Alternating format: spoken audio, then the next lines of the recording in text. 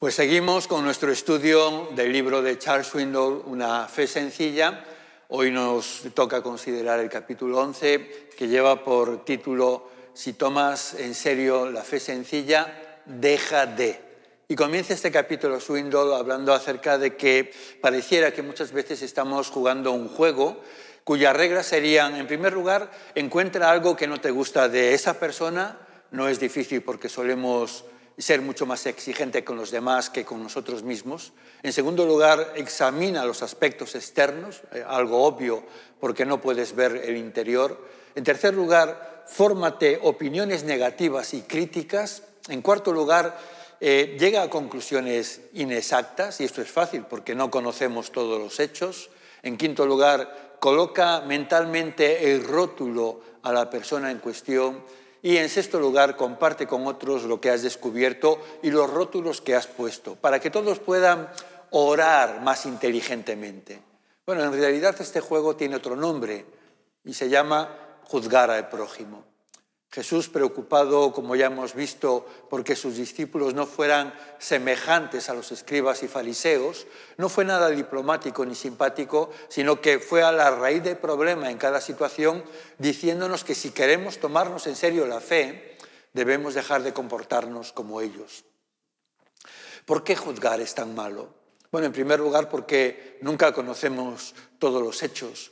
Tampoco está a nuestro alcance conocer los motivos por los que las personas hacen lo que hacen.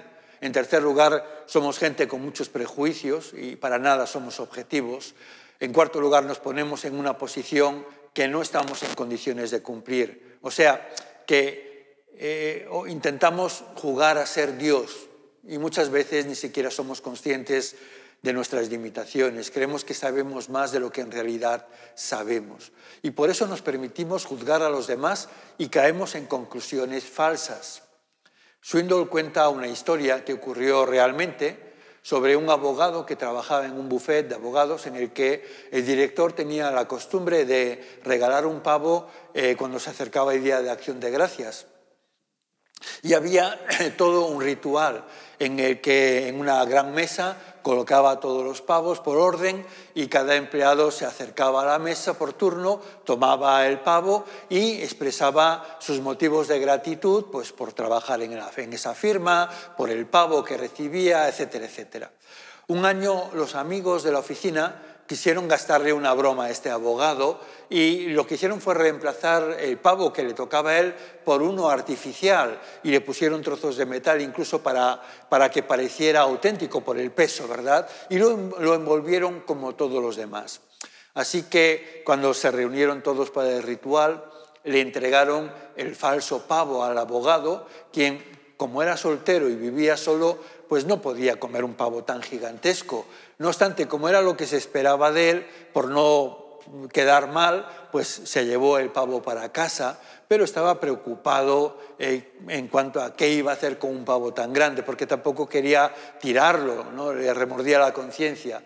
Así que cuando está allí dirigiéndose a su casa en el autobús, con ese gran pavo en sus rodillas, se sienta a su lado un hombre que nota que tiene la mirada triste y comienzan a hablar y entonces se entera que este hombre se había pasado el día buscando trabajo y que no había tenido suerte y que tenía una gran familia y que se estaba preguntando pues, cómo iba a celebrar esa fiesta, que es tan importante, Día de Acción de Gracias en Estados Unidos, y él pensó que podía ayudarle y hacer una buena acción regalándole el pavo, pero luego pensó que quizás esto le podría ofender, ¿no? Que se pudiera sentir como alguien pidiendo.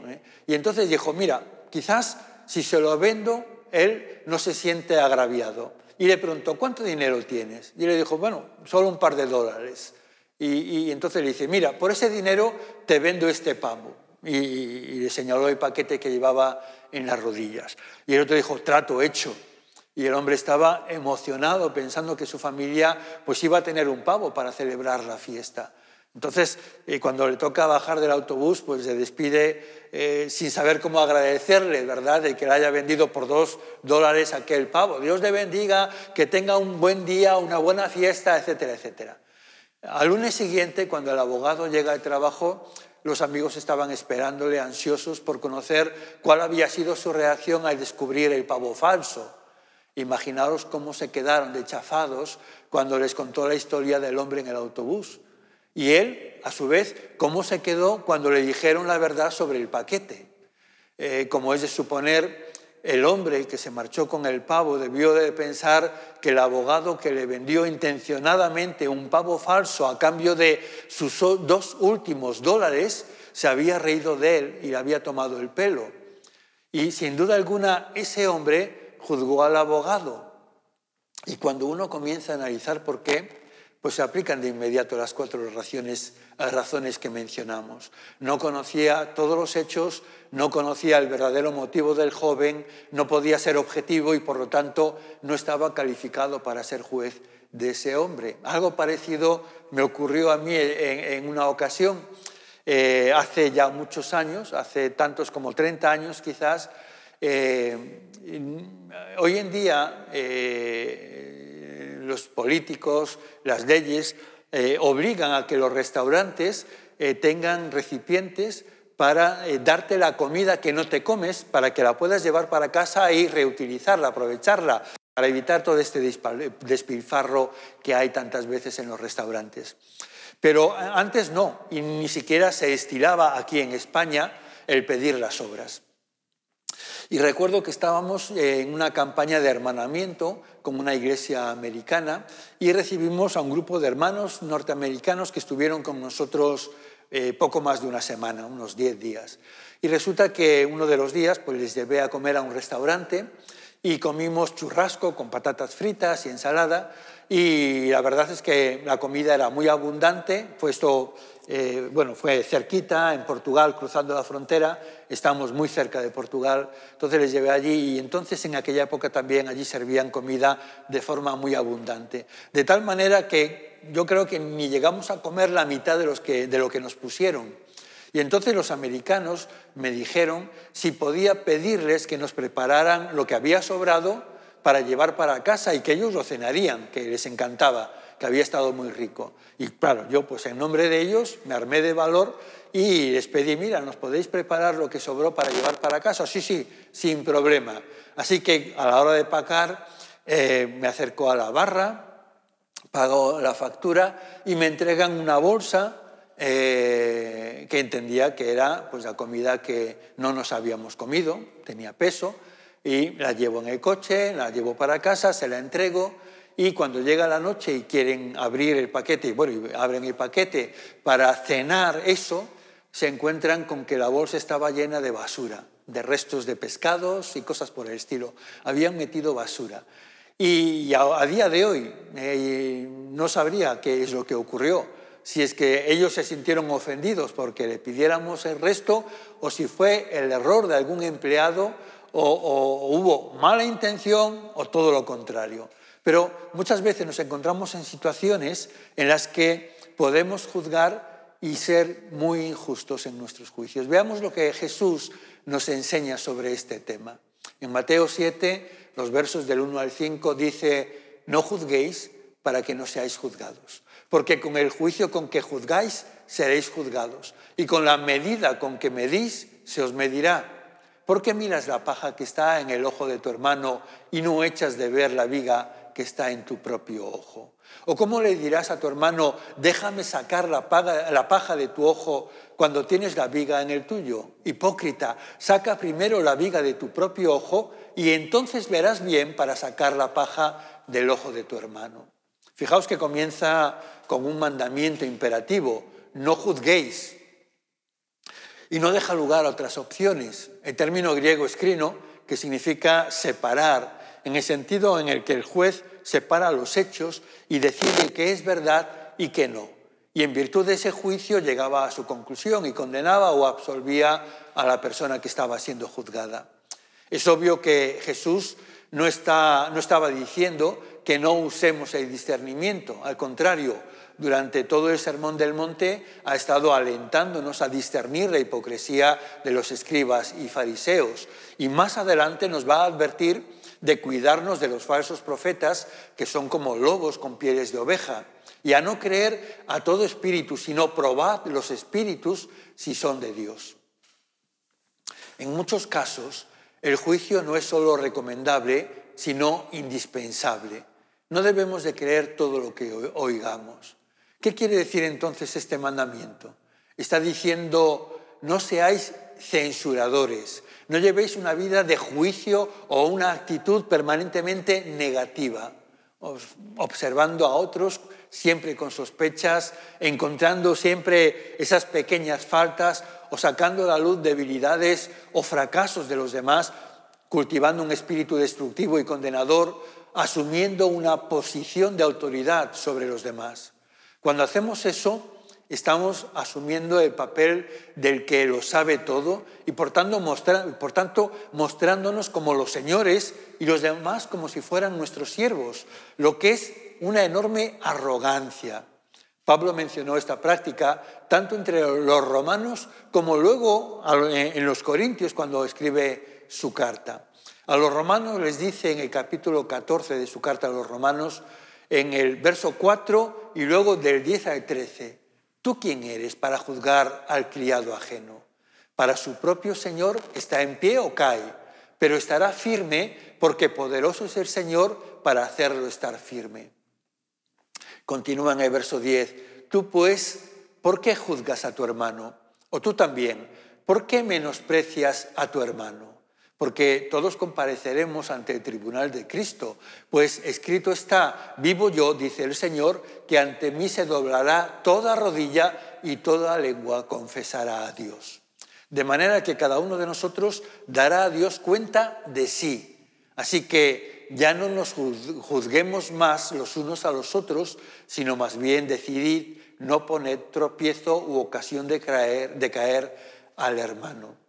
Y en la primera carta a los Corintios, capítulo 4, en los versos 4 y 5, dice que aunque de nada tengo mala conciencia, no por eso soy justificado, pero el que me juzga es el Señor.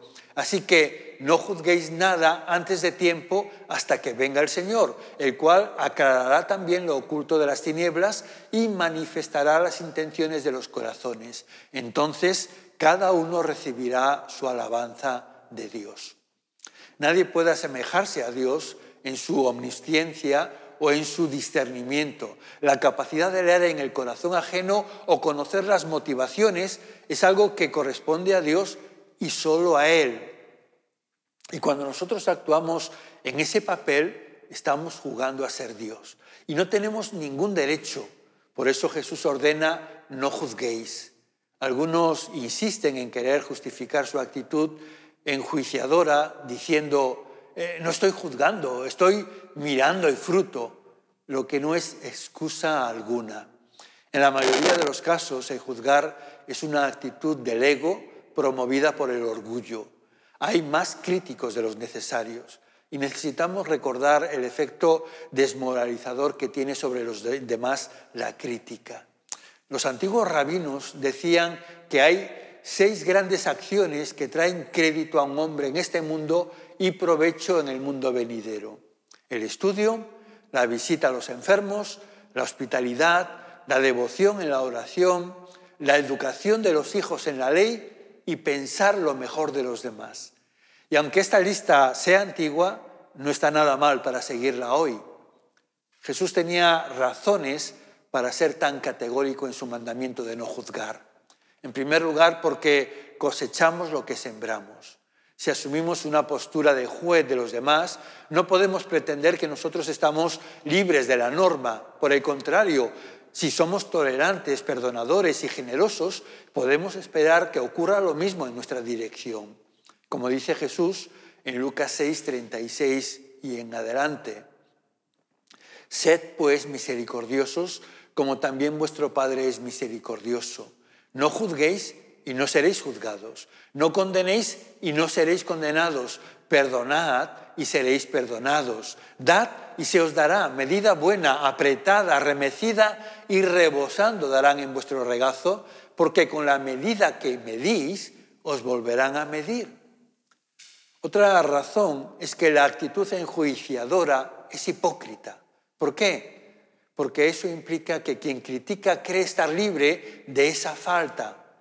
Para demostrar lo ridículo que es actuar como si el que critica está por encima de la posibilidad del error en su propia vida, Jesús eligió una ilustración que es deliberadamente absurda y yo diría que hasta jocosa, que quiere provocar la risa.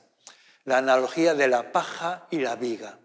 En Mateo 7, versos 3 y 5 leemos: ¿por qué miras la paja que está en el ojo de tu hermano y no echas de ver la viga que está en tu propio ojo? ¿O cómo dirás al hermano, déjame sacar la paja de tu ojo cuando tienes la viga en el tuyo?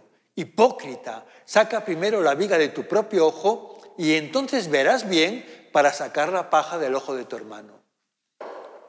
Fijaos que nuevamente Jesús no está diciendo que está mal ayudar a alguien que tiene una paja en el ojo que necesita ser atendida. Lo que es hipócrita es hacerlo negando que tenemos una o a veces hasta más vigas en nuestra propia vida. Solo aquellos que muestran al descubierto sus propios fracasos, sus pecados, sus debilidades, se han ganado el derecho de ayudar a otros con esas cosas de sus vidas. Cuando Natán confrontó a David por su pecado con Betsabé, curiosamente os dais cuenta de que nadie le había dicho nada a David sobre su pecado antes de aquel día. Todo el mundo lo sospechaba, o seguramente muchos lo sospechaban, pero nadie se atrevió a confrontar a David con la verdad. Hasta que llega Natán y le cuenta la historia sobre un hombre que poseía muchas ovejas, pero que por no tomar de lo que él tenía, codició la oveja de su vecino, que era la única que tenía. Y entonces la tomó y la mató para ofrecer a las visitas que tenía. Y entonces Natán le pregunta, ¿qué debe de hacerse en este caso? Sin darse cuenta de que la historia era una parábola sobre su propia vida, David dijo con palabras que sonaban con una ira justiciera contra este hombre que se aprovechó del otro de esa manera. Ese hombre merece la muerte. Fijaos, ahí aparece el hipócrita, con una viga de engaño y asesinato en su ojo, expresando su arrogante celo y falta de piedad, a lo cual Natán le va a responder, ese hombre eres tú. Y es extraño que como cristianos no admitamos que alguien, admitamos que alguien que no admitamos que alguien pueda ser un adúltero, tratemos con mucha severidad un pecado de adulterio, o alguien sea un borracho o que se meta en peleas, pero sin embargo nos parece aceptable que un hermano hable enjuiciadoramente de otro hermano. Nos escandalizamos, disciplinamos rápidamente cualquier pecado que tenga que ver con la sexualidad o con cosas muy obvias como el robo o cosas así, pero sin embargo la calumnia, la murmuración, la disputa, hacemos como que no pasa nada, como que no tiene ninguna importancia. Santiago escribe en su epístola, en el capítulo 3, versos 9 y 10, refiriéndose a la lengua, las siguientes palabras. Con ella, se refiere a la lengua, bendecimos al Dios y Padre, y con ella maldecimos a los hombres que están hechos a la semejanza de Dios. De una misma boca proceden bendición y maldición. Hermanos míos, esto no debe de ser así. Y luego en el capítulo 4, a partir del verso 11, dice, hermanos, no murmuréis los unos de los otros. El que murmura del hermano y juzga a su hermano, murmura de la ley y juzga a la ley. Pero si tú juzgas a la ley, no eres hacedor de la ley, sino juez. Uno solo es el dador de la ley que puede salvar y condenar. Pero tú, ¿quién eres para que juzgues a otro? Y esta pregunta tendríamos que hacernosla bien en serio. ¿Tú quién eres para poder juzgar lo que otros hacen? El hecho es que quizás Dios sí quiera usarnos para sacar la paja del ojo de nuestro hermano. Y si es así, es extremadamente importante que lo hagamos correctamente. ¿Cómo? Pues en primer lugar, debemos de estar seguros de que tenemos nuestras manos y el corazón limpio. Debemos ser suaves y gentiles. No son piedras en el zapato lo que vamos a quitar, sino pajas en el ojo. Pablo lo va a decir así en Gálatas 6, 1 y 2. Hermanos, si alguno es sorprendido en alguna falta, vosotros que sois espirituales, restauradlo con espíritu de mansedumbre, considerándote a ti mismo, no sea que tú también seas tentado. Sobrellevad los unos las cargas de los otros y cumplid así la ley de Cristo. Juan Crisóstomo, uno de los padres de la Iglesia, dijo: corrígelo, pero no como un enemigo o adversario que ejecuta una condena, sino como un médico que provee medicinas. Debemos, en tercer lugar, recordar que estamos tratando con miembros de la familia, que ellos, igual que nosotros, ya tienen bastante gente que los juzga, condena y cataloga. Lo que realmente necesitan es amabilidad y honestidad mezcladas con compasión. Y es muy difícil, si no imposible, conocer plenamente el poder de las tentaciones ajenas. Las personas que por naturaleza son calmadas no pueden entender bien las luchas que confrontan las personas que tienen un temperamento sanguíneo y que están constantemente luchando por controlar su carácter. Los que han vivido en un entorno protegido y seguro no entienden ni imaginan los problemas que tienen personas que puedan vivir en la calle o en hogares desestructurados. Jugar a poner rótulos puede llegar a ser, si no una adicción, un hábito del que ni nos damos cuenta. Por eso tenemos que ser muy cautos, examinarnos a nosotros mismos, y en ningún modo el no darnos cuenta, puede ser una excusa. Necesitamos eliminarlo de nuestras vidas, y para ello Swindoll nos da 4 sugerencias. La primera es: examínate a ti mismo antes de ser tentado a inspeccionar a otros. El autoexamen hace maravillas cuando somos tentados a ponerle las faltas a los demás. Fíjate en tus debilidades, en tu propia impaciencia, tu pereza, el orgullo, la intolerancia, la avaricia, la lujuria, la ingratitud, la ira, esa lengua descuidada, la indiferencia, el pesimismo, el temor, por solo nombrar algunas de las cosas que nos pueden afectar. En segundo lugar, confiesa tus faltas antes de enfrentarlas de otro. Hay algo terapéutico en la admisión de la propia debilidad antes de tratar con otros. Esto trae humildad y quebranta el orgullo. Y los que enfrentan con humildad y amabilidad son los que mejor lo hacen. En tercer lugar, trata de entender las luchas de la otra persona. Eso te hará más amable que duro y condenador. Comienza, además, un buen consejo, comienza por casa. Si puedes resolver allí la tensión entre la viga y la paja, estarás calificado para hacerlo en cualquier parte. Y en cuarto lugar, recuerda que la meta es la restauración y no la reprobación o el castigo. Lo que tenemos que hacer es aliviar la carga del otro y no aumentarla. Que el Señor nos ayude a implementar estos principios en nuestras vidas y a poder ser medicina, ungüento sobre la vida de nuestros hermanos. Que los bendiga. Amén.